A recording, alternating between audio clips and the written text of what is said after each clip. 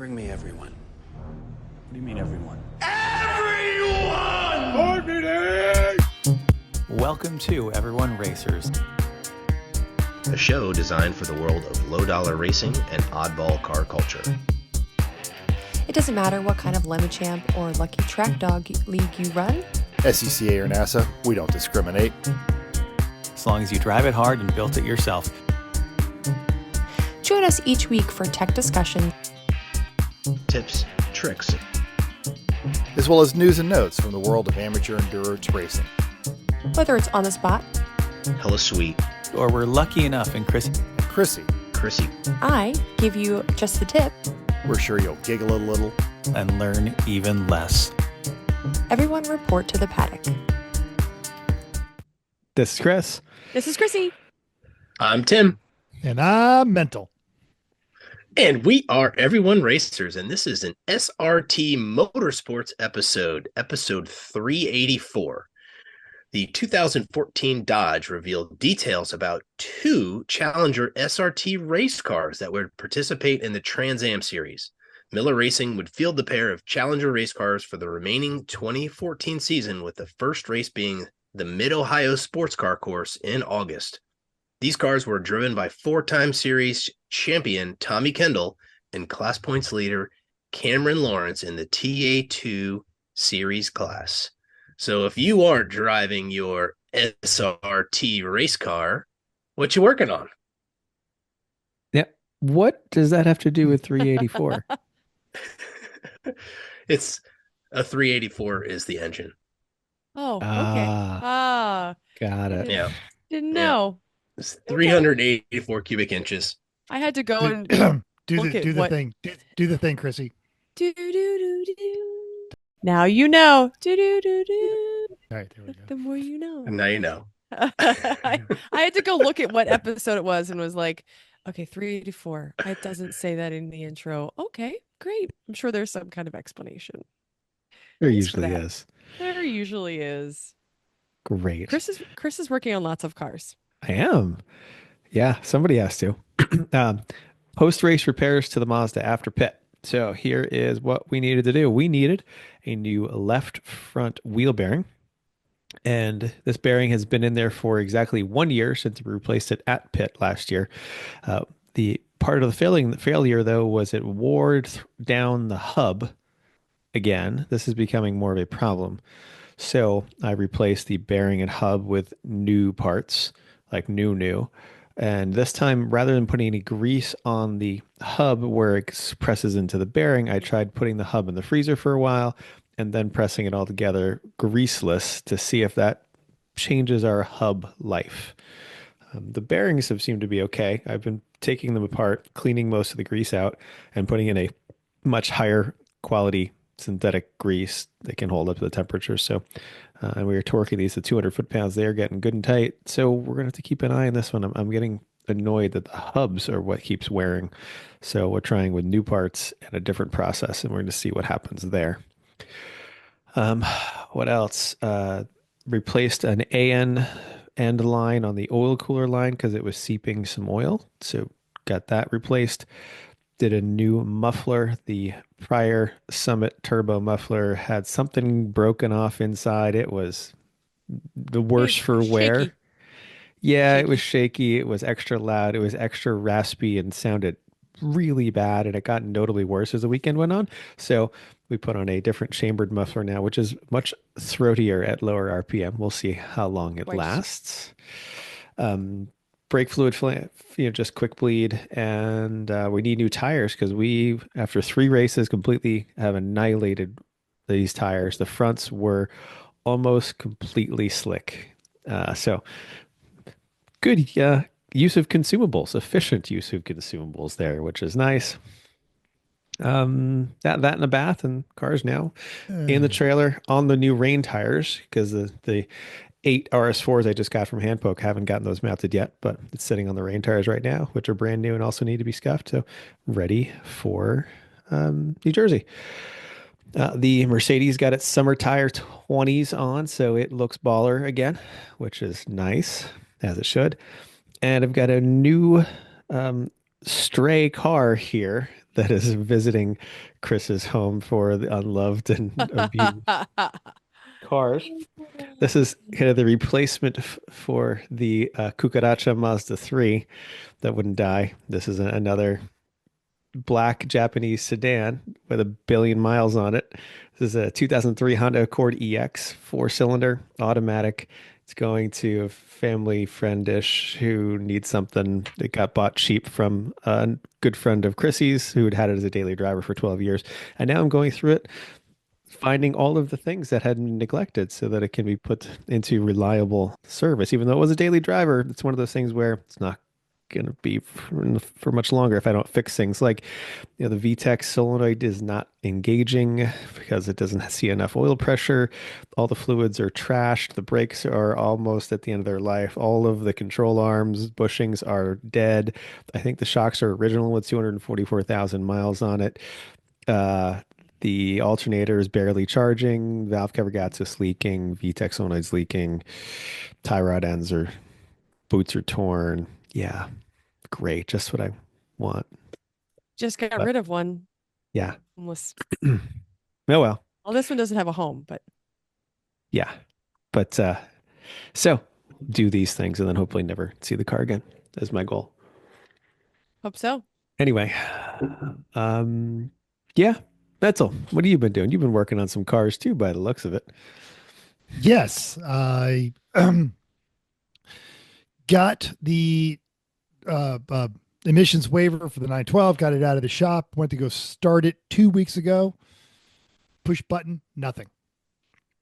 I could bump start it, which I did, drove it home, and then took the limo back. Oh, he was waiting for this. Mental. Oh, Yeah, I know. I warned you. It's in the chat. I told you that was going to happen. No, You okay. absolutely did. Yeah. So naturally, I thought it was the aftermarket starter button and all the wires that went underneath there. So I tore the dash apart to try and find the source of that problem. No, it is a hot start relay, which is known to fail on those cars, and mine had fallen off completely. So Apparently needed. yeah, so I went to go get, because it's a 914 engine, I went to go pull the one off of my 914, and it didn't have one. It has a Ford hot start relay, which is a 914. So I bought one and installed it, and then spent a week battling while I'm in their itis demons, and we negotiated a lot. So I did redo the dashboard. It is now white instead of black. There drove it to work with no gauges. I got to put all the gauges back in because I'm taking it to Luft Air and Water this weekend in LA. Who needs But gauges? If you're going to LA, you need gauges. yes. I really don't. I really No, don't. there's a couple of you do. Like, I need one. I need the oil temp gauge. That's really, Okay. yeah. 'Cause that's But really what I you want them all drive back to. in there. Yeah. So, yeah, it is the one I drive to. The reason I was driving the limo is the Chungus, my F-250, good buddy Chris Shelton's in town, xeriscaping his sister's yard, make it more desert friendly. And he's like, he was going to rent a truck. And I'm like, to do yard work, I have the perfect vehicle. And he has loaded that thing up with 3,000 pounds twice of various yard materials. And it is like a champ. He's sending me pictures. It's awesome. Yeah.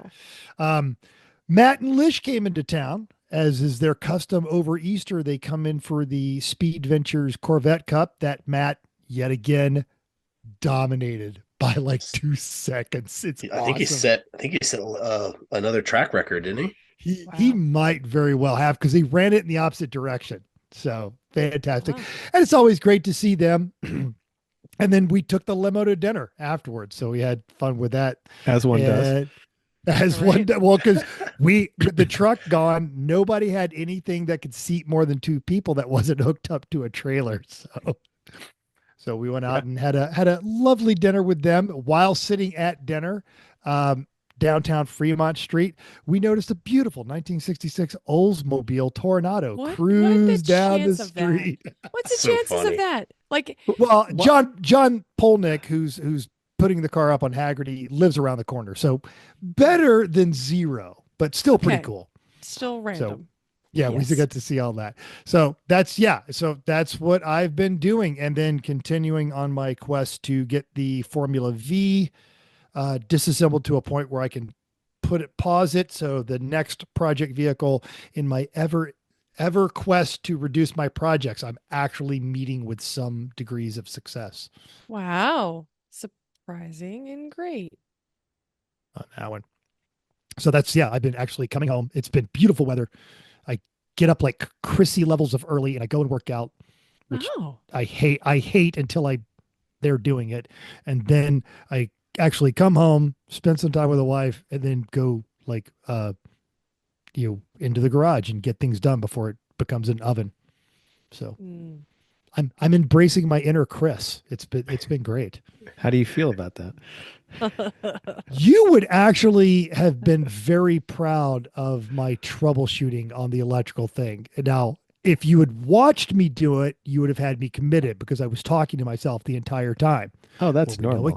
we know it can't be this wire because this wire is the one that runs from here to here. And we tested that. And we know it's not this wire because that wire runs the battery. You know, we're getting power from the battery. So what could possibly be the problem? Okay, now I am out of options at this point. So I think I'm going to crawl out from underneath the car and I'm going to check the phone and see what the problem could be. Oh, this is a Ford starter. Well, I don't want to go buy a Ford hot wire relay. I'll go pull the one off of my 914. Oh, look, the 914 already has one. So that verifies that this is the correct answer. But then I had to, because all the wires initially were like one color. So I had to like actually sit down and lay them out to make sense and be smart and triple check myself because I was so scared that I was just going to put the key, push the button and fry everything. Don't let the smoke But I out. didn't. Yeah, exactly. So- But I did not. So That's yeah. wonderful. Good for you. Fantastic. Congratulations. Mm-hmm. All right. Chrissy, you had I- a much less automotive themed. Correct. On the I do way. not work on cars. I had some Easter time with fam. I had extra day off, so I went and saw the nephews. Did plenty of yard work, mowed the lawn for the first time. Bought some veggies and planted those. So on our way to springtime at our house. Tim, what were you doing? Traveling the world as you do. Oh, I'm so tired of traveling. I'm failing miserably on my goal of traveling less this year. But luckily, I'm not going anywhere until Thursday this week. So Oh, shoot me wow. in the face. Wow. Where are you going Thursday? Heading to Maine for 4 days. We got to Oh. open up both of the camps and get it ready for our first renter and write the check for Tim's toy box, which is Oh, yes. finally done. So Yes. final inspection on that.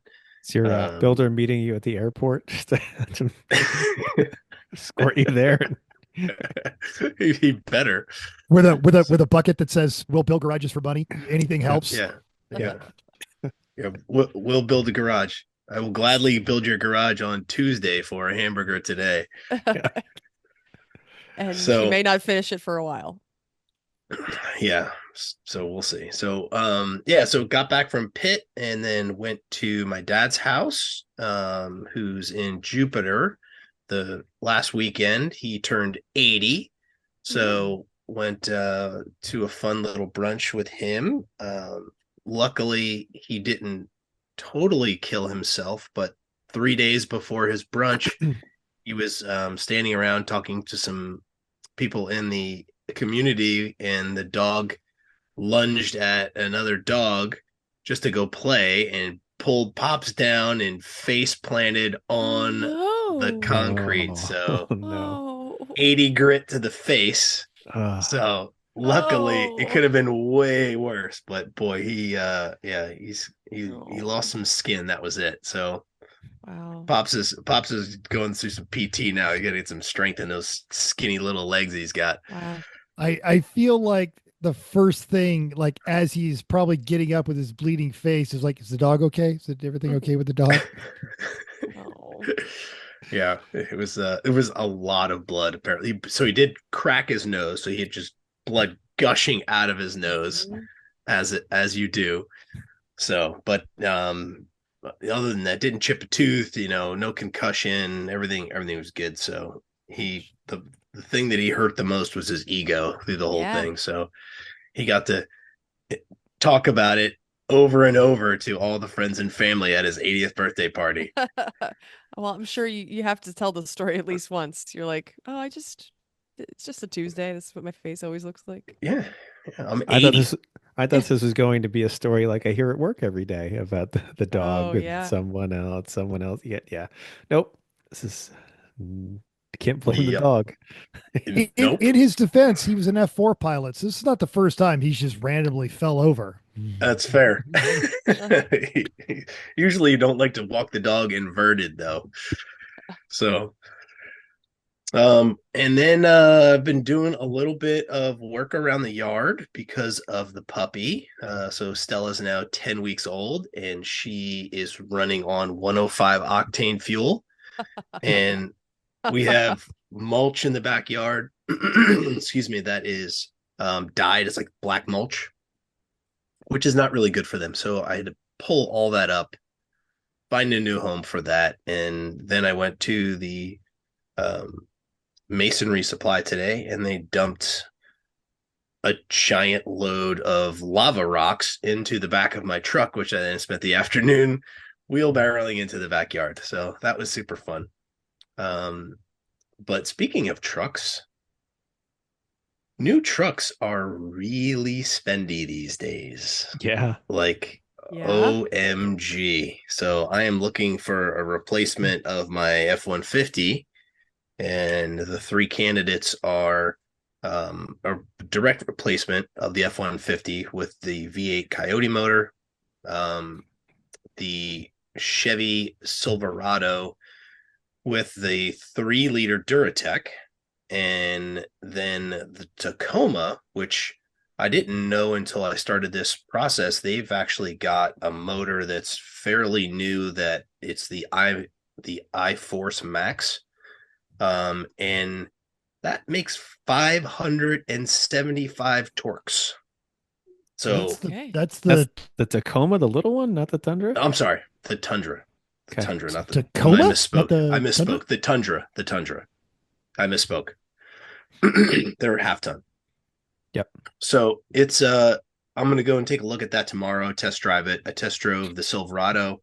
I know what the Ford drive's like, so we'll see. Unless the Tacoma, I keep saying it, unless the Tundra really surprises me, I'm probably just gonna rinse and repeat with another F-150. So what's wrong with the one you have? It's got 100,000 miles on it, and it's gonna have 120,000 miles on it by the end of the summer. And he drives it across the country 3 times a year. Yeah. So time for a new one. Okay. But yeah, so that's it. Cool. Okay. Well, before you choose that Silverado, let's do some nose time. Well, George Barta at GM Authority has a nice piece that details the complexity of a global economy. The Michigan-based provider of the steering columns for the entire line of General Motors full-size trucks has filed suit against their raw materials provider. The company next year is suing the South Korean-based Primax. This stems from a raw materials price increase. GM trucks rely on next-tier steering columns, which employ Primax tie rods. The material maker is demanding a lump of $6 million, as well as increasing their price, which amounts to another $3.5 million annually. While Nextier claims it's a breach of contract, Primax has halted tie rod deliveries until its demands are met. As the lawsuit states, once GM runs out of those assemblies, it will have to shut down its operations manufacturing those vehicles. More as this develops. Yep. Do. Wow. Yeah, there's not a lot of inventory. It's crazy. I went to a local dealer for that with the 3-liter, and they had 2 of the 1500 high countries with the Duramax, and they were exactly the same truck. Spec exactly the same. I was like, so you can have any color you want as long as it's black. Were those the robot tow trucks? Super Cruise, yes, both of them had Super Cruise. Oh, Super Cruise. Now we're talking. Mhm. Yeah, but the Ford they've got their version of hands free now too. It's called Blue something. So Ford's got a hands free version as well. Jelly. Mhm. Yeah. The fact that the GM one at least does it while towing is a game changer. To come Oh, home Yes. from- yes. Yes. yeah. That'd be amazing. All right. Police. Our locally funded police stations can't afford, well, they probably could afford this because they just all are police stations in their little local town. They buy Tahoes and Explorers and F-150s to go around our tiny little borough. I don't understand. They don't need it. I feel like my tax dollars are being wasted in the purchase price and in fuel and in maintenance costs. They're I'm probably going to shake listeners. my fist at a cloud. Anyway, some lucky cops in Japan just got a new Acura NSX donated to them for use. Ronan Glon from the Drives tells us that the car was donated by 43-year-old Toshiya Kobayashi, according to a Japanese newspaper, Shunchini. He describes as a racing enthusiast and the president of a real estate company. Sounds like he's hoping the NSX, which is bad as a Honda in its home market, will participate in a parade held before the Super GT race taking place on the Suzuka circuit in August this year. It's finished in black and white with police-specific lettering, wears a National Police Agency's emblem on its front, and features a roof-mounted light bar. We don't see any interior pictures, but we're assuming it's got some of the cop stuff you're going to find in a cop car. Total cost of the NSX and mods is about 180 grand, but that's cool. How fast does Toshiya Kobayashi have to be going over the speed limit to actually get a ticket after donating one of those to the police department? Oh, Infinity. I don't know. Like, oh, it's that guy. You're fine. See ya. No problem. Okay, how good are you at determining cars from just little pieces or maybe just like a piece that might be covered in algae? Well, Jalopnik put out an article asking for your help if you're any good at it. Logan Carter writes about recently the NOAA Ocean Exploration sent a remotely operated camera inside the shipwrecked USS Yorktown World War II aircraft carrier for the first time ever on Saturday, and were baffled to find this well-preserved carcass of a car inside the wreck. The Miami Herald cites a Reddit post that was about the discovery that said none of the literature mentioned a car being on board for the battle. So prior to this expedition, there's no knowledge of the car's existence, and there's no official understanding of why this car was on the ship. The USS Yorktown was a World War II aircraft carrier that was hit by 3 bombs dropped by a Japanese carrier bombers during the Battle of Midway, 1942. That's not why that sank. The ship was being towed to Pearl Harbor for repairs when it was struck by torpedoes and fired by a Japanese submarine, which caused the carrier to capsize and sink on June 7th, 1942. Space in the aircraft carriers was valuable and scarce, which is why researchers are so surprised that the car was on board when the Yorktown sank. If you have any ideas and you want to figure this out, check out the article. There's a whole lot of speculation on the article. I couldn't list it all here, what it might be, and they're trying to piece it all together. Just going to have to see it for yourself.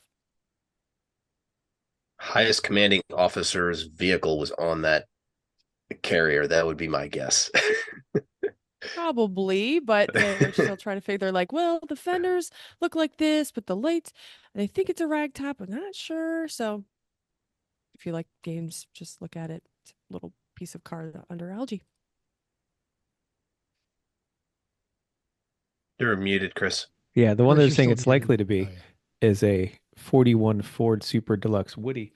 It's just funny. We have one of those in my family that's lived at the same house in New Hampshire since the 1950s and is still there and was recently restored and looks amazingly like the one in this picture.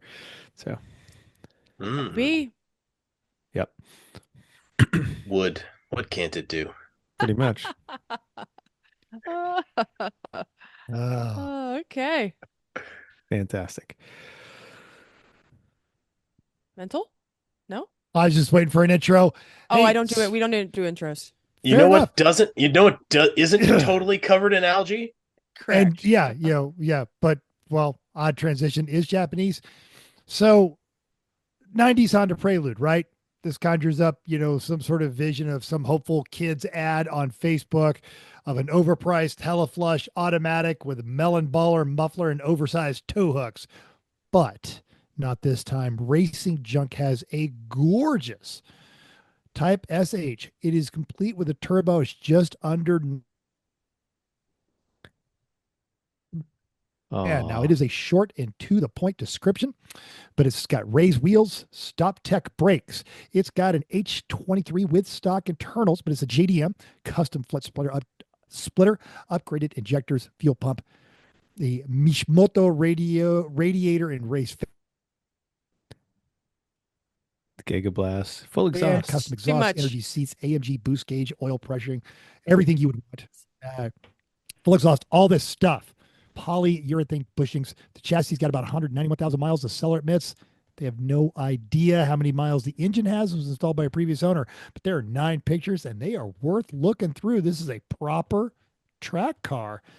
Probably one of the best Prelude SHs I have seen in a long time. And Metzel, just because you giga blasted over this important thing, it's tuned on hound data. I suppose it makes 327 horsepower at 8 psi boost. Yes, out of a 2.3. It's $8,750. Yeah, that's important. Do we see where it's out of? Montana. Bozeman, Montana. Yeah. Okay. Bozeman, Montana. Lovely place. Enjoy driving up there. Okay. Great. It's upcoming races time. Lemons is at CMP. This is from Mr. Rude, who's excited for a Nissan Pulsar. This guy, we haven't had one in over a decade. I'm also jazzed to see the 4 Horsemen F250 in person. Should be a good ass block party and a very good chance at a first time winner. Only one previous winner in the field. Wow. There are 82 cars, 12 BMWs, which is pretty great. 8 Miatas, 3 Hondas, no Porsches, and a bunch of other fun things. Eagle Summit wagon, a 91 Ford Escort, a few Preludes, and a Blazer. Great. Your Lemon Supreme Court will be Chief Justice Eric Rude, joined by Justice Neil Losi, as well as Junior Lemons Judge Jen, and bonus Jeff Stobbs is going to be there doing all the media. And it's always fun hanging around with Jeff. So much. For shizzle. Okay. Oh, it is recent. It's recent result time. It is recent results time. All right. Well, this past weekend, our buddy Julian Cordell helped judge the Podium the Ridge. The overall and winner on laps was IWGF Racing in a 95 Ford Probe. Class B was Axe Hole Racing in a 96 Dodge Neon, and God's Class was Mopar Posers in an 02 Dodge Intrepid. I'm sorry. Organizer's choice was Fancy Chicken Racing in an 07 Ford Focus Z. Judge's choice was Sokol Racing in a Mercedes, an 01 Mercedes E320, and heroic fix was the B team, just plain stupid in the Chotis. Otis. Yeah. Chotis. I got screwed, went to Otaku Racing in a 93 Subaru Impreza. Probably involved head gaskets or an engine or a wheel bearing going bad because it's a Subaru.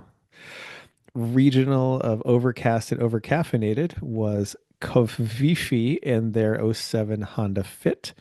HMG was Ranger Roads Mini. IOE was BSOD Racing in a Fiat X19.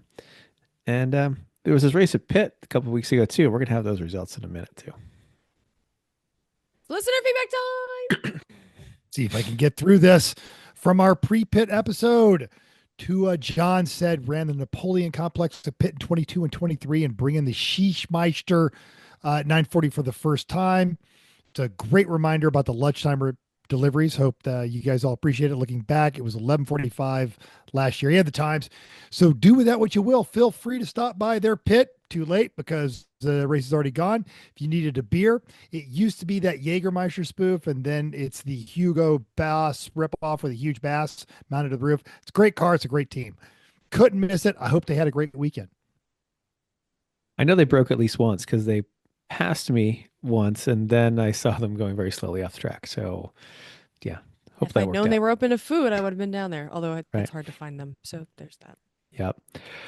Mike K, who's always a sage bringer of mechanical wisdom, said, "It's funny you mentioned the trailer shackles, as I ordered the maintenance kit like 3 years ago and put in new bushings and rocking horses, or whatever they're called. They're called equalizers, last year because I figured 10 years of use might indicate it was time.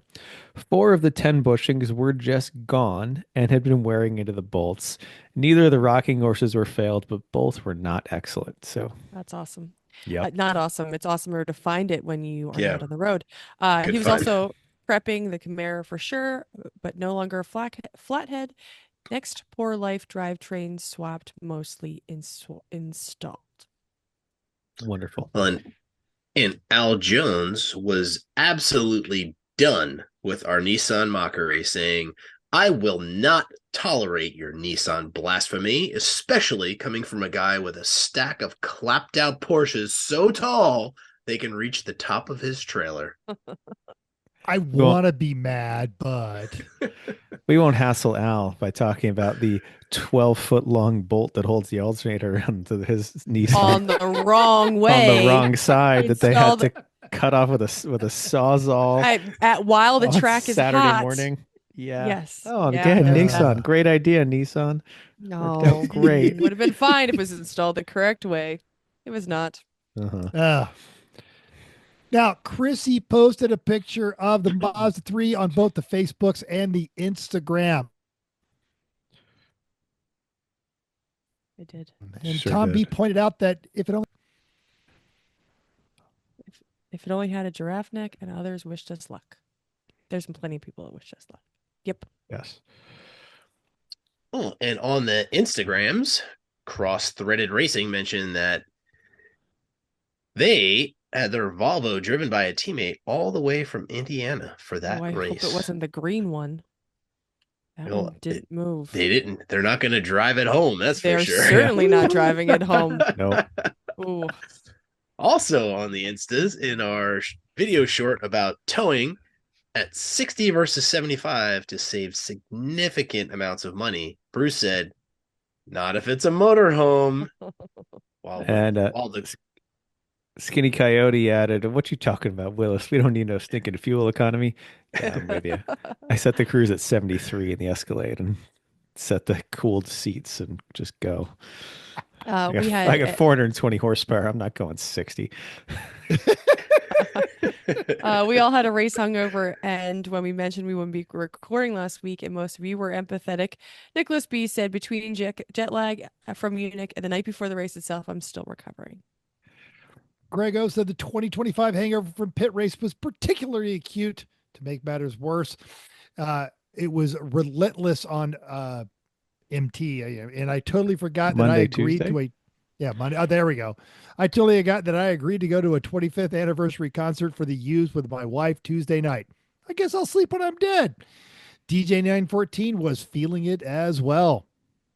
And I wanted to point out that I had a bunch of listener feedback at the race. I appreciate your concern for not being able to hear me. I have a new cord, but I also figured out some settings on my end. So I'm hoping that you are not having the problem that you had before. So thank you for your concern. You sound much better now. Thank you. You sound great, Chrissy. Thanks. I think I sounded okay. It's just that you couldn't hear me. So let's hope it's a little better. You know whose microphone never fails? And everyone wants to hear more of. Oh, that's lovely. Hi, Mom. Hi, Chrissy. Don't forget, Mother's Day is coming up. Oh, yeah. That's your PSA from Everyone Racers. That's nice. You have time to order still. Okay. It's make time of time. Great. Talking about the pit. We went to PittRace. It was me. It was Chrissy. It was Timmy, and it was a whole bunch of our friends that we love to see. First race of the year. Good times. And the weather was beautiful. Mostly, yeah. Was ish. Well, cold. It didn't rain much. It got better every day. Yeah. Got better. All right. So Thursday, yeah. It rained most of our way there, and it rained Usually most of does. the day there. And it was I was going to be cold. really mad if it was like 70 all weekend the one time I didn't go to Pitt. Okay. It has. It's On been that Sunday way. it was. Yeah, Sunday was Yeah. nice. It was beautiful Sunday.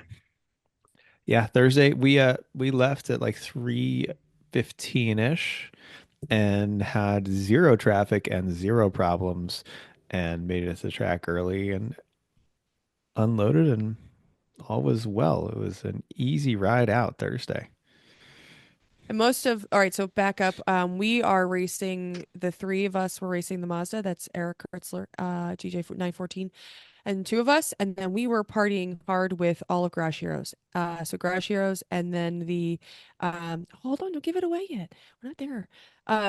So we were partying hard with, and then the BMW. So the Slippery Slope BMW was caught in a garage fire, no longer exists. So Jeremy brought his BMW, so they were racing that, and then the Ombre. So the three of us were partying together and sharing pits. But they all left on Thursday to go get dinner out. So if we saw them, it was not long. By the time we saw them. unloaded in the rain and got the trailer set up and hello dogs. It was good. We also in the garage with us, we had Slow and Mellow, John and Ethan. We had Pete Sheets, Focus. We had the Queer Shifting Gears new team that's getting supported by Garage Heroes. And we had Their car was hella cool. Yep. And we had Al I Jones' want them to paint Nissan. the limo. I want that paint job on the limo so bad. That was And they that were is- it. They oh, were God, like that is a great paint job. a little bit sorry for party all weekend. And they were an eclectic group, quite so. But they just yeah, kept plugging away at that terrible car, and it worked mostly, and they Yeah, I did mean- mostly okay. The worst driver in their team was the only one with experience. The other ones actually all did a pretty decent job. Wait, I was wait. really As all four of us have judged lemon races, are you telling me the serious racer was the source of most of their problems? Yes. I mean, Shock No. face. No. Was he that- the one that full sent it into turn one? Have you seen the video of that? Yeah. Where he- oh Yeah, that was him. man. I'm pretty sure he's the one in the onesie that wore the onesie for most of the weekend. Not I saying did that buy- anything's bad with wearing a onesie, but I did buy He- one of those, by the way. did you? Because you asked him where he got it because you were all because he was excited to share. Yeah, and I think that is a plan for a future race where all the judges are going to have to wear those, right, Timmy? Yeah, it's going to be Maybe. pretty awesome. All right. yeah, I found them after the race. I think it was after the race 'cause I was returning my transponder, which is a good thing to do. And I commented on them, and it was I think it's like a kid. He was fairly young, and I like brought him to tears because I told him I was fairly impressed for knowing that there was a new team. They were keeping up with traffic, and then I don't think they were pointing by, but they were being exactly where you would expect them to be. So I was impressed for knowing the team, knowing how much experience they had, and then watching them on track, and I thought it was pretty good. So And they struggled mechanically. What's one of your race cars? So of course they did. No, it's things like they had struggles with some axles and But- some seals and Okay. leaking and and they, other they also various things. only did half-hour stints, so maybe more. I think they were proud Okay. of themselves when they did 45, so they were in all the time and checking things. So two Nissans both had mechanical problems at the race. I'm shocked. Sorry, Al. Yep. I didn't mean to disparage your. Actually, they did fine French after cars. this silly thing that the bolt was in backwards on the alternator when somebody put the engine back in.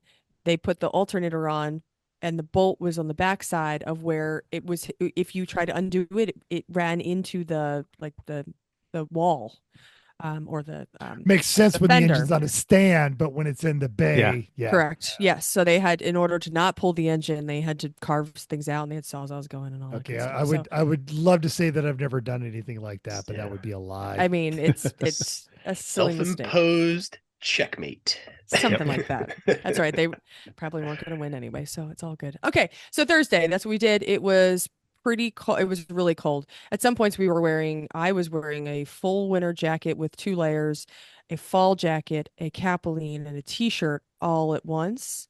So it was pretty darn cold. And so I don't know that we thought we were in the lower garages. We were actually in the upper garages. So our garage was up the hill. Our paddock was down next to the lower garages, and it had power down there. So we were transporting back and forth all the time.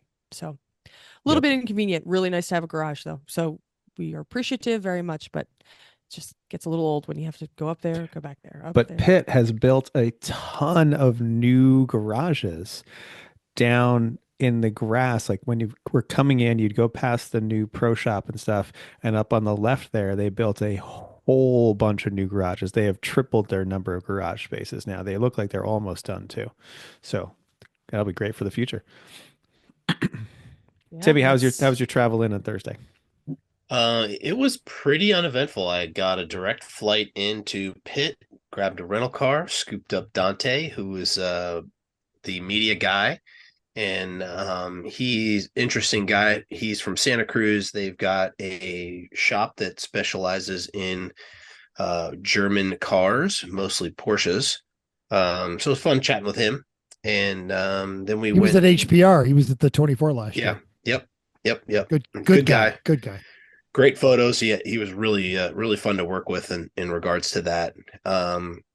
So then we went to the whole staff went out to dinner right around the corner from the hotel and got a fairly early night. I mean, we might have sat around and had some whiskey in the hotel lobby, as one does. But then got back out early on Friday morning to get the thing started. So Thursday was pretty low key for us. Yep. Friday was pretty low key for us. We weren't testing, so Nope. took it easy. Chrissy worked. I in the worked. morning. Yeah. Yeah. Because we weren't doing anything, so I just was like carrying my computer around, and that was when it was like misty, so it would be like kind of windy, and you just have this kind of random, gross cold. It's the coldest Yes. 42 degrees you've ever experienced because it was so Yeah. humid and raw and terrible. Even though it Right. wasn't raining, it was just Mhm. awful. So I stayed in the garage a lot because that was good. And eventually, You guys- Eric and I decided to. We had literally nothing to do. Everything was done. The car was full of gas. Everything was done. We said, well, let's we drove the Mazda to the gas station with all the cans in it filled up, gave it back. Said, let's do an alignment. I haven't done one of those in a long time. So we found the alignment was off. So okay, great, and we fixed that. Put it back down, ready to go. It was not. Foreshadowing. We'll talk about that on Saturday.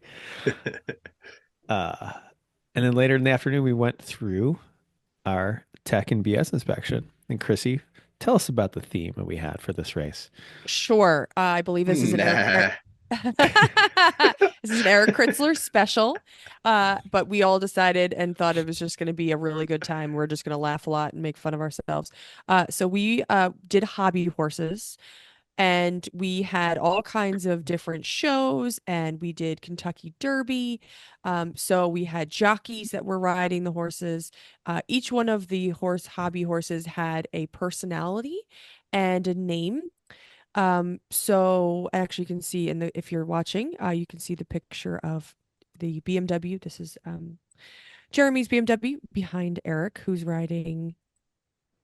It's not Pepper. Who's that? No, I don't remember No, Eric's that horse's name. It's not Tyrone. I know that for It wasn't sure. Tyrone. Not Tyrone. I don't even My know horse if is, I yeah, my horse is Tyrone. Tyrone is a crotch horse.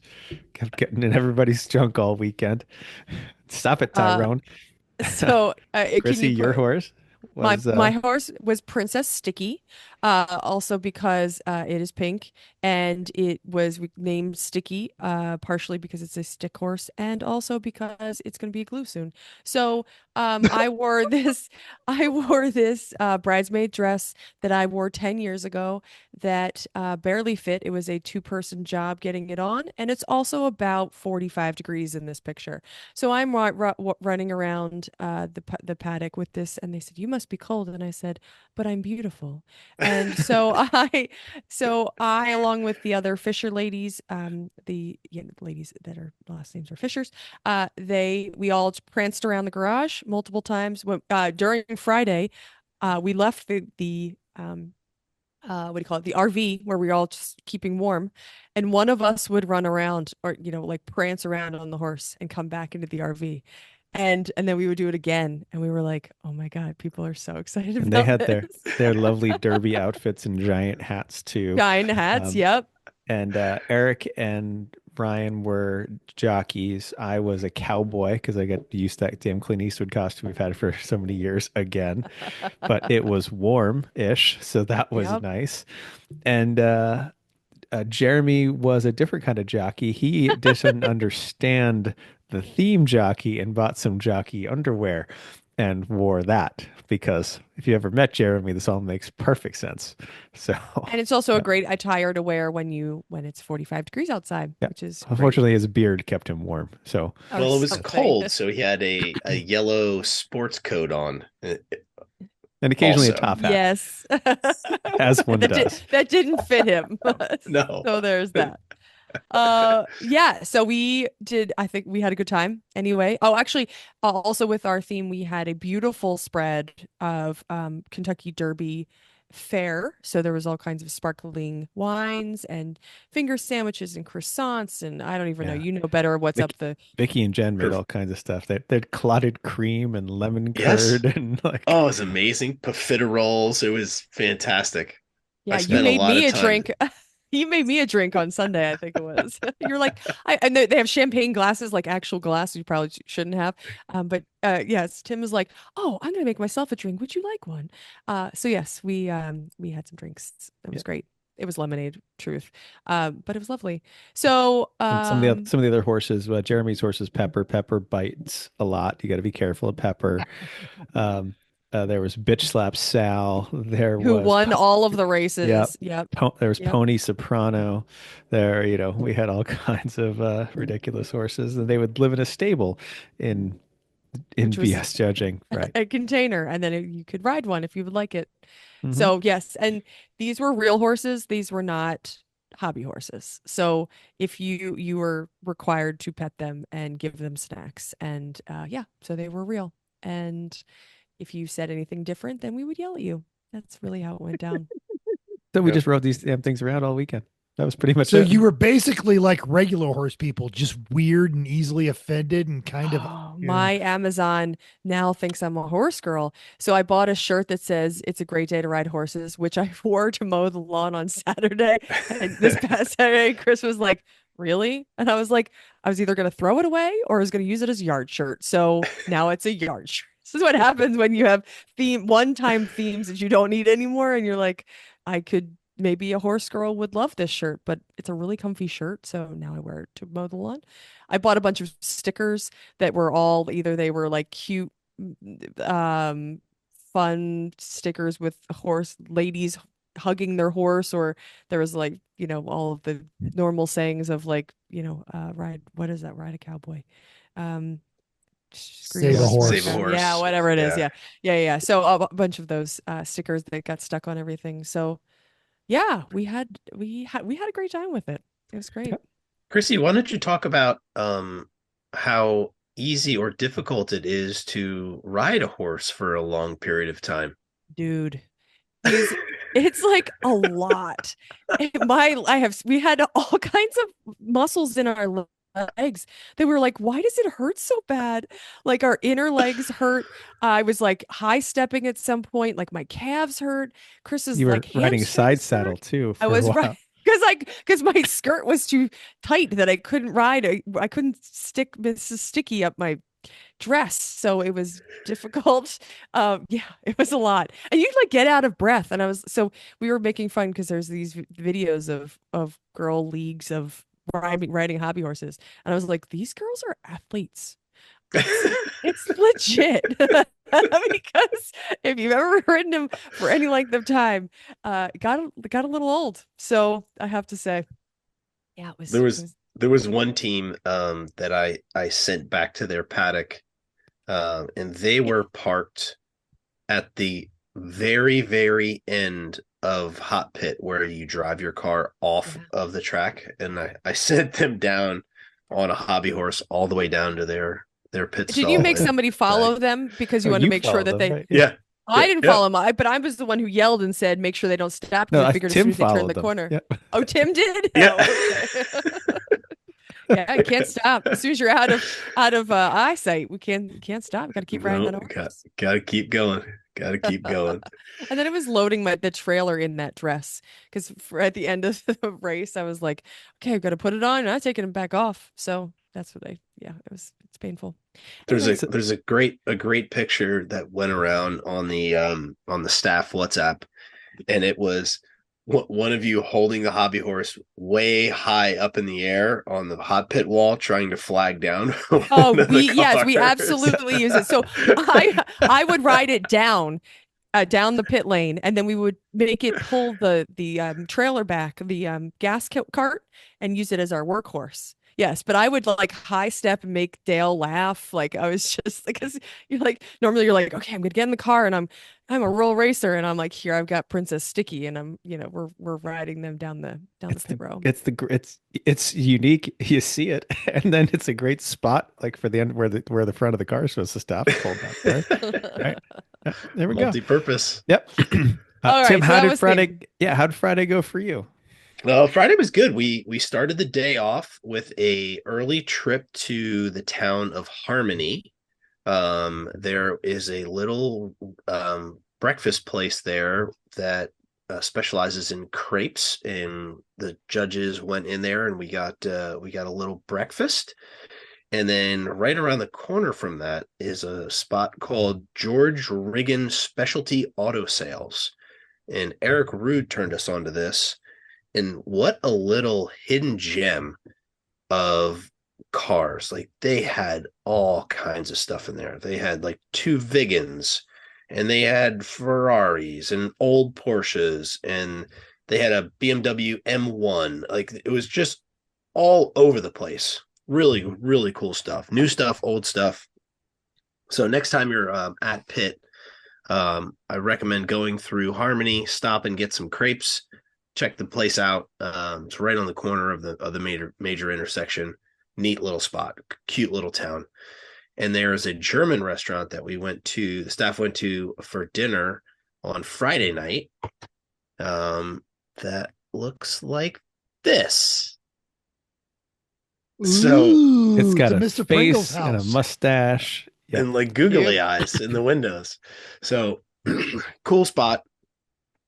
We had our schnitzel and all the things. So that was fun. But we got dialed in for the judging squad for Friday. We had 4 judges. One was a fairly newbie. So it was Brian Trainer was the head judge, myself and Janice. Former guest Brian Trainer. Yes. Multiple time. And then Pat. Pat is actually Lemons racer, longtime Lemons racer. I think he's been running since 2012. And also Jay Lamb's lawyer. So it was fun chatting with Pat. Pat was he was a hoot. I didn't know that. So we went through our usual tech inspections. We had some fun themes go through. We had some cool cars. There was a Tacoma, not a Tundra, that was in the race, and we had a chat with those guys. They were really fun. This car was in an accident and covered in mud. Like it got in an accident and then went off into a ditch, and there was just mud everywhere. And they left it that way. They like changed the alternator and put some belts in it, changed the plugs and the fluids, and sent it. So we had a little contest with them on what they thought was going to fail first in the car when for the weekend. So Friday during BS, they wrote 4 things down, and one of the 4 things was a specific driver. It said driver, and then we said who, and they named the driver. And guess what? Ding, ding, ding. Nailed it. The guy stuffed it into another car, spun off. So we gave him a lot of props for knowing their team and knowing their car. So that was faster than it should have been on track. Yeah, it was. Yeah. It was kind of crazy. It's a fairly modern Tacoma. We also had one of my favorite things. Chrissy hated it on track, but I thought it was absolutely amazing. was the Mitsubishi Eclipse that was done up with the Corvette, saying BMW's #1 out the window. So it was done up as a CR8. They had the arm out the window, waving to everyone for the first day. We had them take it off halfway through the first day because people were thinking that they were flagging them, like yellow flag or I'm going in kind of thing. So, but we thought it was hysterical, so we said screw it, put it back on. So they put it back on Sunday. It's like the windshield in Ricky Bobby. This sticker is dangerous and inconvenient, but I do love Hostess cupcakes. So the funniest part about that is they were in the paddock next to this giant RV. And guess who belonged the owners of that RV? They were two dudes that work for Pratt and Miller. So they took pictures of it and sent it back to the race team and the whole thing. So it's really funny story. Small world too. Yeah. So that was pretty cool. Yeah, and that was Friday. It was busy. We had a lot of cars come through. We had a lot of new cars. And the judges were actually behind at one point in time. The tech crew was doing awesome, and then we looked back and we're like, oh man, we're behind. So kind of buzzed through it and caught back up. But a lot of cars, a lot of fun people. It was awesome. Cool. Okay. Yeah. Saturday, bright and early, not snowing, but still cold and still gray, still lousy in that way. So Metal is happy to hear that. I'm not happy to hear that. I'm just saying when Matt and Lish came to pick us up for lunch, we were all wearing shorts. Mm-hmm. So we sent Eric out first. And Eric, we knew to the day's schedule we were setting. We're like, all right, well, Eric's going to go out until he gets sick. And then Chrissy's going to go out until she's bored. And then Chris goes out until he runs out of gas. And repeat, usually, is kind of how it goes, right? So we were pretty close. Eric went out until he got sick. Okay, fine. Chrissy gets in, and she's out there for a while. And Chrissy, tell the story. So I'm driving around, and I said, this car. So first off, when you would brake, it would pull to the left. So you knew it was going to happen, so you could drive into it. It was still feeling a little bit unpredictable. Also, in random spots in the track, it would kind of like twitch for no reason, and it would be unpredictable. So I was not interested in pushing it. I was kind of saying quite a bunch of times in my head, I'm not really having fun. This is like not great. Sometimes it would happen actually fairly consistently in the back part of the fastest part of the track. So in 16, 15, 16, 17. So I was like, I'm lifting here because I'm not interested in trying to push it when it's going to do something weird and I don't really know what it is. So as I am hour and a half in, maybe ish. Maybe, yeah. Okay. I am driving and all of a sudden I am not accelerating. The engine is revving, but I am not going anywhere. Slowly come to a stop on the grass and wait for a tow. I am, so I call it radio in, say I can't move, and I get towed in. Takes a long time.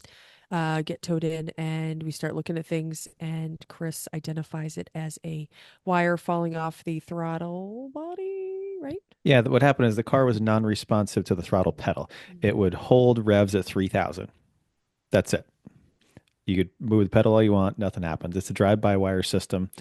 So I have a spare pedal, but my first thing is I looked and wiggled. I pulled the wire off the throttle body. It seemed okay. It's not perfectly tight. I put it back on, pulled the intake off. Someone actuated the throttle body. It worked fine. Started it up. Car was fine. So all it was a slightly loose plug on the throttle body itself. So we put that back on and put a piece of tape on it.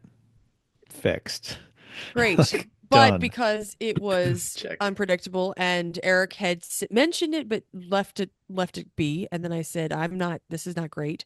I just assumed that I would get to the end of my shift and then Chris would get in and then determine either it sucks, you should have brought it in earlier, or I know what it is and we'll fix it later. That was my options. But since it was already in, we said, let's do another alignment.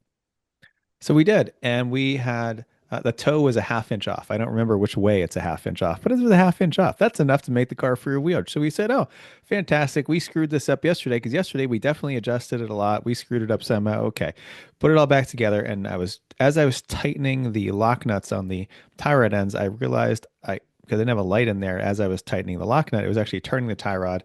I said, "Oh damn! I just screwed it up." So we have to recheck it. We checked it again, and it was a half inch off. Again, this is after the hub stands are going on and off. It's like, this is ridiculous. We just This process did this. takes a long time. What's wrong? And so we're going back and forth and we keep adjusting and we say, all right, we think we got it now. Okay. We put everything back together, wheels on the ground, put it on the ground and just look at it, just eyeball. You look at the front wheels and say, no way that is correct. Those wheels are definitely not straight. So then the hub stands go back on the third time, or it'll be the fourth time in 24 hours. Right.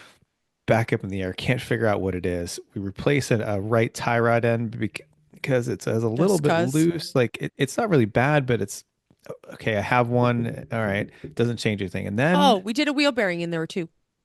We did replace the hub because we said, okay, well the hub was going, and you said the wheel bearing it had the slightest amount of play in it.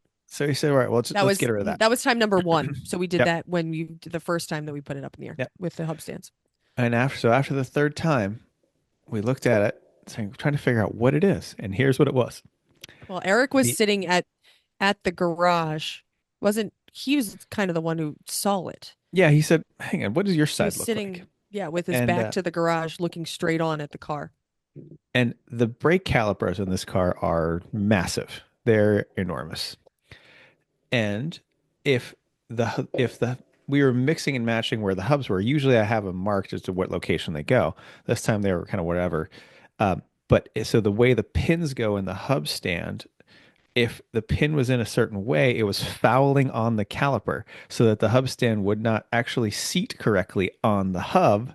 So we were getting inconsistent readings. So once we flipped the pins around and moved them out of the way of the calipers and put it back on the ground, we're like, hey, we're a half inch off again. And when we straightened it out, got it set correctly, it looked correct. The thrust angle was right. Chrissy held the steering wheel, so the steering wheel's almost perfectly straight now, which is really nice to have. So great.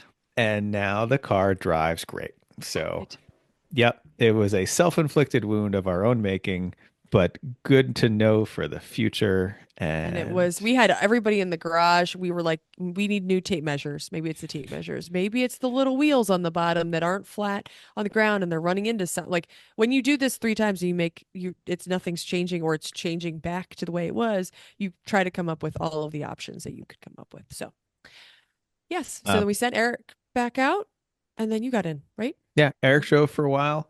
He had a great time. He was pushing the car harder. Then eventually he was running out of steam. So we had a little bit of time before I was going to go in. So Jeremy was sitting there in a suit. I said, you want to drive the car? He said, no, that was Sunday. Jeremy did that. That was Sunday. Yeah, that's correct. That's right. So yeah, Saturday Eric went out. Then I went out. Because we only had an hour and a half ish left, maybe 2 hours. 3, I thought. Anyway, okay. Eric and I both had plenty of time in the car. Car drove great. Got fast lap out of it, down to a 2:11 out of it, which is the best I've ever gotten out of that car. So feeling good. All good. Saturday. Yep. Saturday night was pretty, yeah, because we had just done so much work in the car. I didn't really have to do much. I checked it over. There was nothing wrong. So I cleaned the glass. Had a potluck?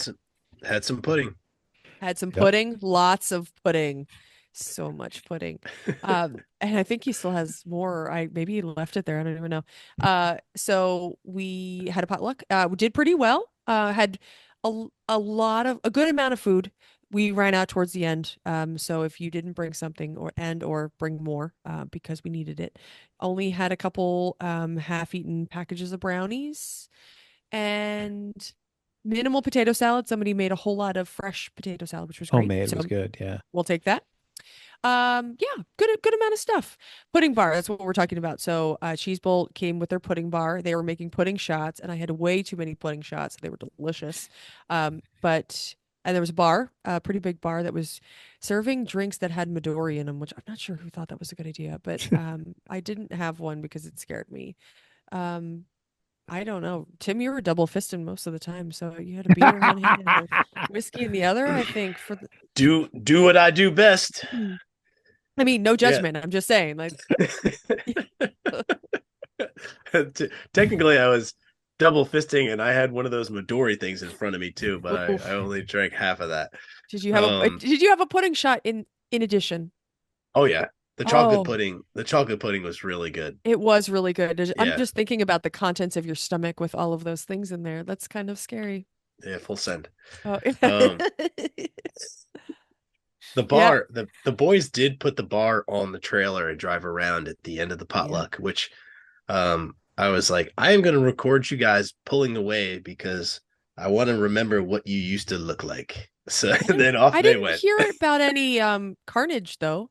No, they actually survived pretty well. They were cruising around and serving drinks, and it was all good. So I think whoever was driving slowly enough that it didn't cause too much harm. They were. Yeah, so they were. That's good.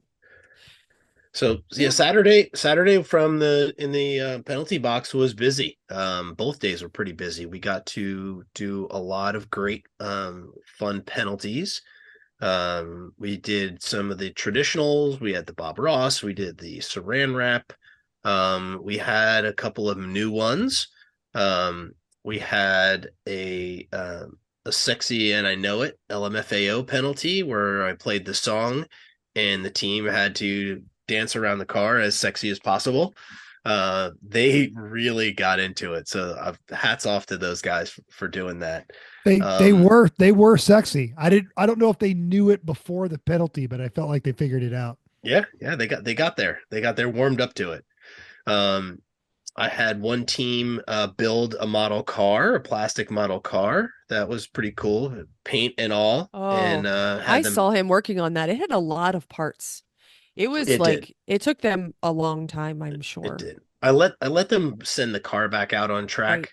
But the rest of the team that got the flags had to sit there and well, put it at the together. time I only saw a gentleman in a suit and a lady friend, a lady who was fairly pregnant. And she was kind of not annoyed, but kind of annoyed. She's like, he doesn't even need to be doing this because apparently he wasn't the one who should have gotten the penalty. So they were kind of annoyed that they were working on the. Well, the other guy was in the paint booth spray painting the parts. Oh, okay. The third guy you didn't see. I did not. No, I'm only telling you what I saw. I don't necessarily agree with them. I'm just when I walked by, that's what was happening. And then I think my favorite one was Eric helped me out. He brought a couple of speakers from the house and a head unit. And I got an SD card with the Ren and Stimpy Happy Happy Joy Joy on a continuous loop. And one of the rookie drivers, it was one of the guy's sons, came in after a second penalty and was a little huffy and puffy.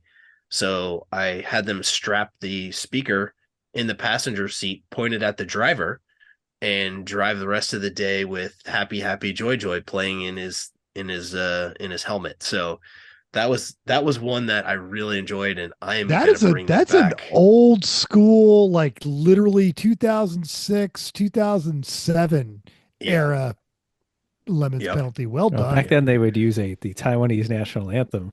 The car. I remember Barry Manilow. Yeah. I remember 2007. It was Barry Manilow would be on a auto reverse cassette. The best part about it is in that sound clip at the end of the video when it kicks back over and rolls into the beginning. Like Stimpy's dragging a chain or something in the video, so you get this metallic clanking sound. And he said every time it would go quiet, and then I'd hear this clanking, and it was always when I was like loaded up in a high speed corner, and I'd poop my pants every time. So that was fun. One team brought a bribe called the Poop and Putt.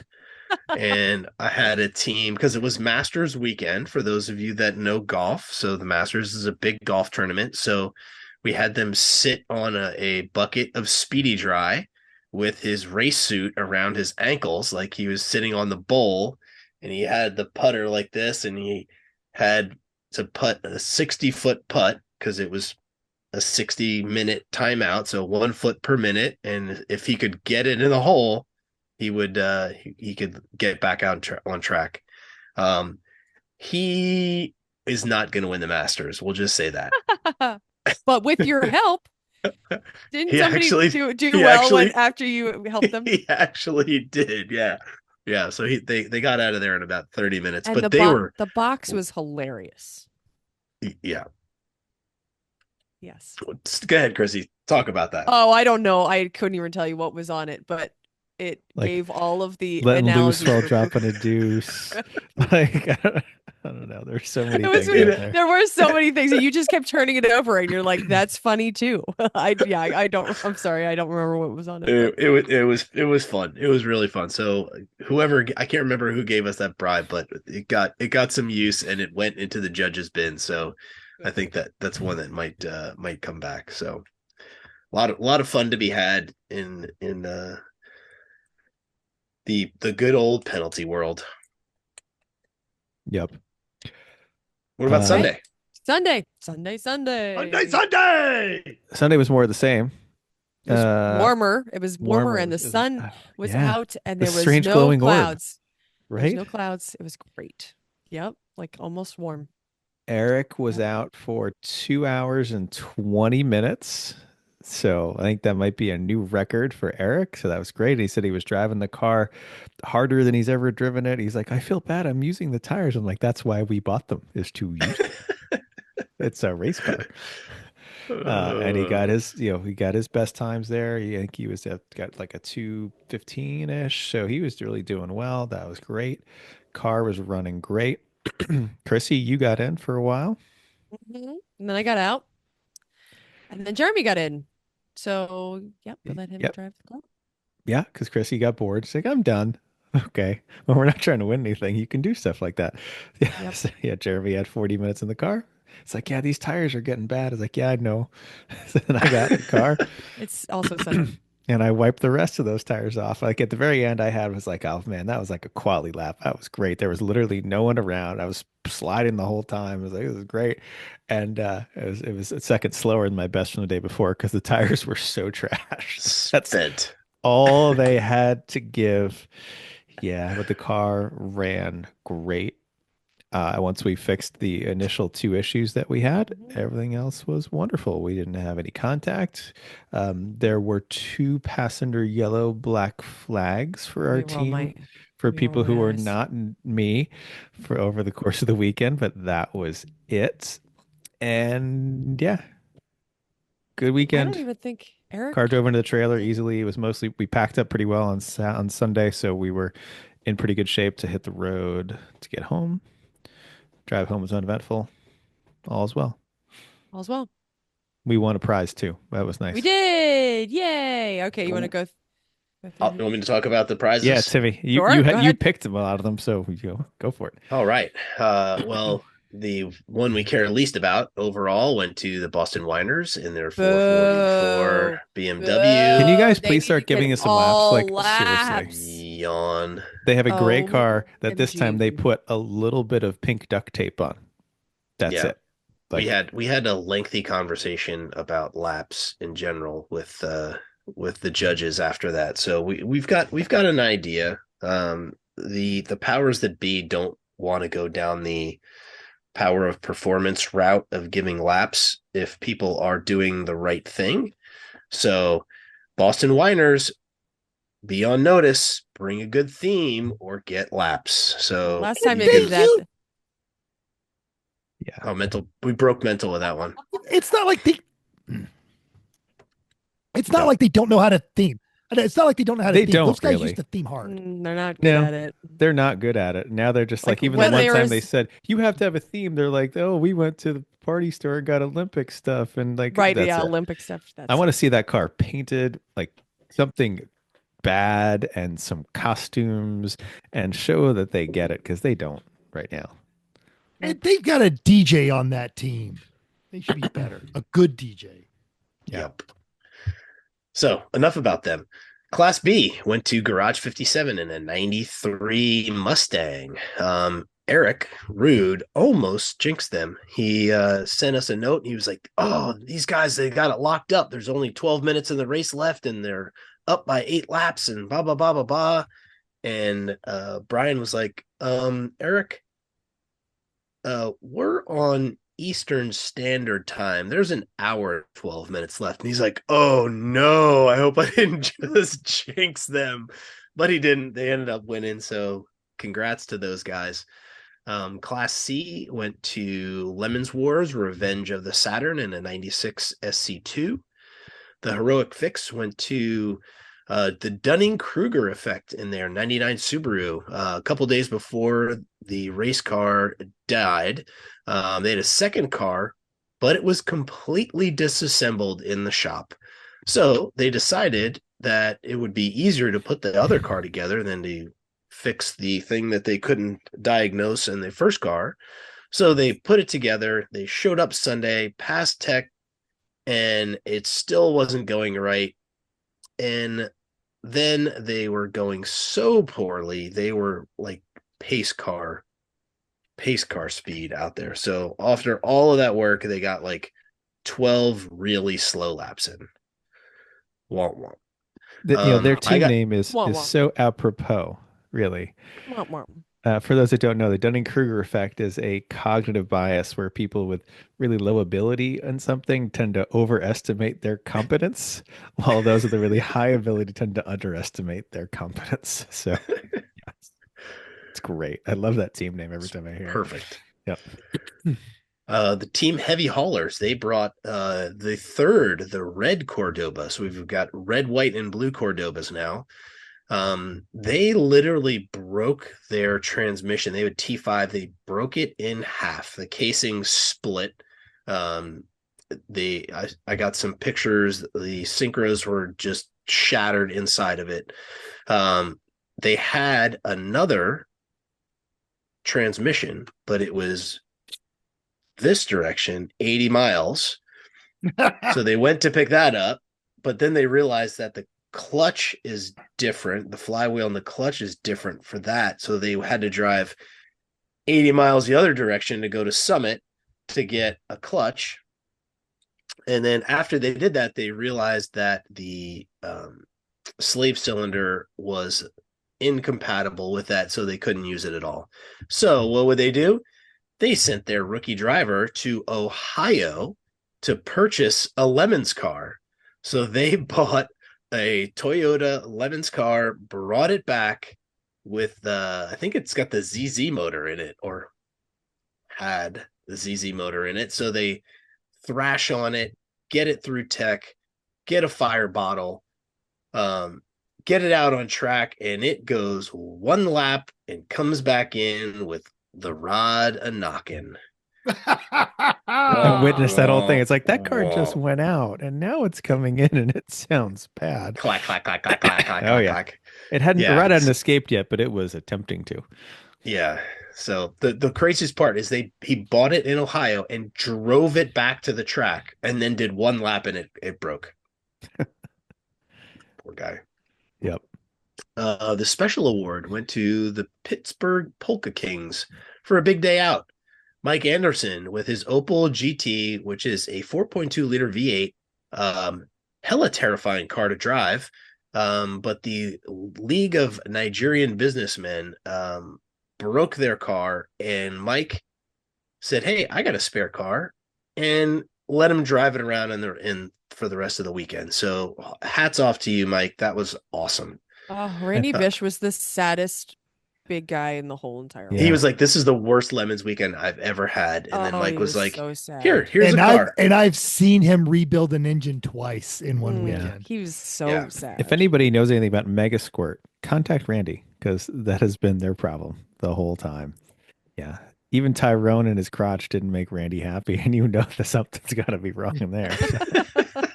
Right. Oh, Tyrone. Oh, Tyrone. The judge's choice went to Team 404. They were a rookie team last year. in their 2000 Mercedes C230K. Awesome team. Really lean into the themes. They went out and they blew a rod through what we thought were 2 holes in the block. But under further inspection, I got a photo 2 days ago. There are 3 holes in the block. Really? Which is really impressive. 1 on each side and 1 up on the top. So, Wow. very, Yeah, very, very the well done. driver was wearing the rod that was definitely not straight anymore. Yeah, Chris was rocking the rod of shame. So they're We hung out with them plenty over the weekend. They were great. So They were fun. great. So fun.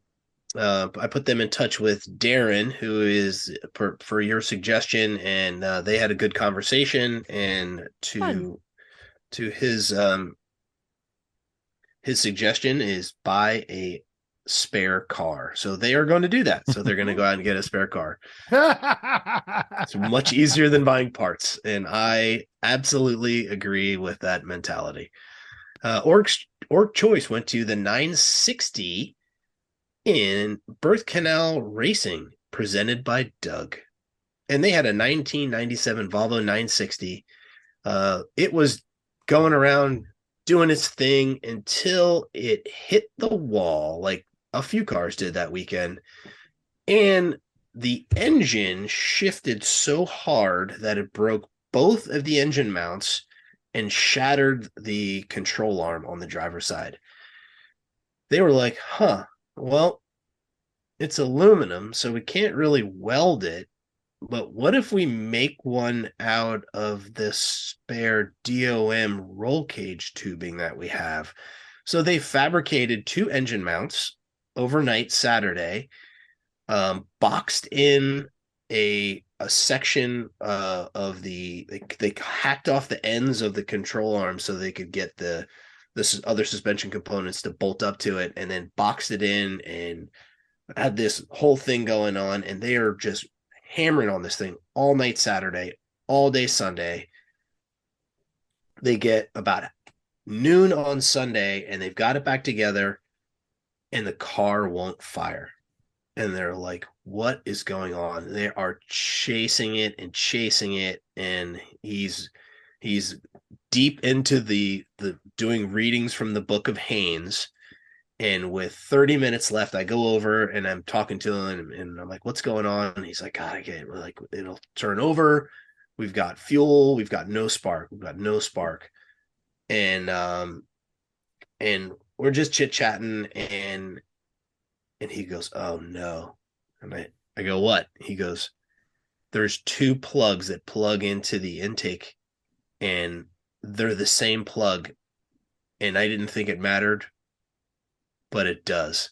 So he climbs under the car and he swaps them around, and the car fires right up. Oh. So now they're scrambling. I had not heard this story. I got to pull Dave out of the tower. Like, he's ready to drop the checkers, and he runs down to take a look at it. And he's like, yeah, how much trouble can you get in one let? Get out of here. So he sends them out. They go around and they make it 4 corners until the control arm fails. Oh, wah. So they came in, they took checkers on the wrecker. So good effort. But they took it. They worked so hard. They took it. Halloween Eats Gasoline went to a couple of the people on this show. Woo! So great joint effort. Garage Heroes in Training, 3 Pedal Mafia. You guys were awesome. And then finally the IOE. Go ahead, Chris. I say, and that prize went to Jeremy's kids' little league team. They're trying to fundraise to go to Coopersburg, and they're all super excited about it. And they had done the whole theme on the car, so that's awesome. We had did all donate kinds of it, signs, but it went to the kids. If you saw the picture earlier of the BMW, it's got handprints on it. Jeremy brought it to the school and had all the kids basically put handprints on all over the car as the way to theme it, which I thought was super cool. Yep. Well, and you know you're talking baseball, young kids in baseball with Eric Rudes at the track. Yeah, you've already won half that battle. Eric wasn't there, but Oh, yes. sorry, never mind. Either way, we've decided to give it locally to somebody we know who needs it. Screw those losers then. Yep. And the IOE went to Poor Energy Racing in their 2003 Toyota Tacoma. When you bring something that makes Eric Rude text on his weekend off, this thing had so much camber in it. It looked like it was stanced. Like the wheels looked like they were at like 15 degrees. Huge wang. Maybe giant. 2. Did it have one on the back and the hood? It had, On yeah, the I think roof? it had a splitter I think it had one too. on the And roof. a splitter, Yeah. a splitter and a wang. Yeah. Yeah. There's a lot. It It was was a lot. way faster than I expected it to be. So So. much. Yeah. It was good. So that was all of the chaos with that. And there was one other thing I think that's worth mentioning, and that is Mike in the Mercure. He Mike struggled. Berge. Yep. Yeah, Mike Berge. He struggled with the car a lot that weekend. But the interesting thing is when you have a Mercure where your hubs are made of magnesium and you totally get it so hot that the race like melts out of the car and then you park it in the garage, the Lemon staff will think that there's a propane leak and call the safety crew to come Get over. out. Was that Yeah, what it was? we cleared the garage out thinking we Oh had my God. flammable Oh. gas And in then the penalty box. Yeah, it was And then you Mike's put car. it out on the text line and said, make sure your propane's not dumping everywhere. You're gonna catch people on fire. There's all these threats. Wow. Okay. Huh. Who Yep. knew? Thanks, Mike. Wow. Wow. That's your just a tip this weekend. Be careful with your magnesium hubbed Mercures. Yeah. Yeah. That's a lot. So Well. good race. It was we didn't lose a bajillion pop-up tents this year, which is nice. There was a lot of Yeah. carnage. We had a lot of cars hit the wall. Only froze a little. Yeah, only froze in the beginning. And if you have Like that? extra hubs for a 1989 Mercure Scorpio, get in touch with those guys. They need Good more. luck. If you have extra hubs for a 1989 Mercure Scorpio and you're not already raising lemons, it's because you don't have the internet because you think that's how the government tracks you. Sorry. Yep. Mm-hmm. Probably live in Elko, Nevada. So Or you're Sajib and Sajib's not giving up his. that's true. Okay. Well, it was a great race. Thanks to everybody we saw and talked to. And great to see everybody, as always. It was, yeah, super fun for the first race. Fun, of the fun. year. Yeah. Do we know what we're doing next week? No? Okay. No? Okay, great. Nope. Yeah, we'll sort it out. We'll figure Yeah, it out. it's fine. Everything's fine. We have a week. Yep. Sounds It's good. almost fine. All right, then. Awesome. Well, thanks, But if everybody. you've got ideas, They're worth what we're going to pay for them. So we'll take it. What you're going to pay for them? Yep. Yeah, I'll pay a double. Oh, fantastic. Awesome. Great. All right, guys. Thanks, everybody. See you later. All right, thanks everybody. Have a great week. We'll see you next time.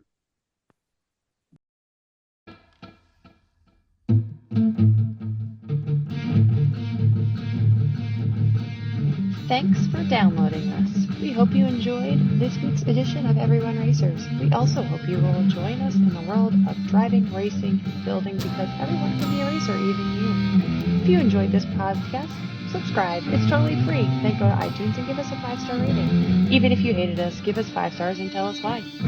If you have any questions or show ideas, drop us a comment on our Facebook page, Everyone Racers, or email us at everyone.racers@gmail.com. You can still text us at 484-243-0455. Find us on Instagram at everyone.racers, YouTube and Facebook under Everyone Racers, or even Reddit at /E1R. Thanks again, and until next week, keep the shiny side up, unless, like us, there is no shiny side, then just keep those wheels moving.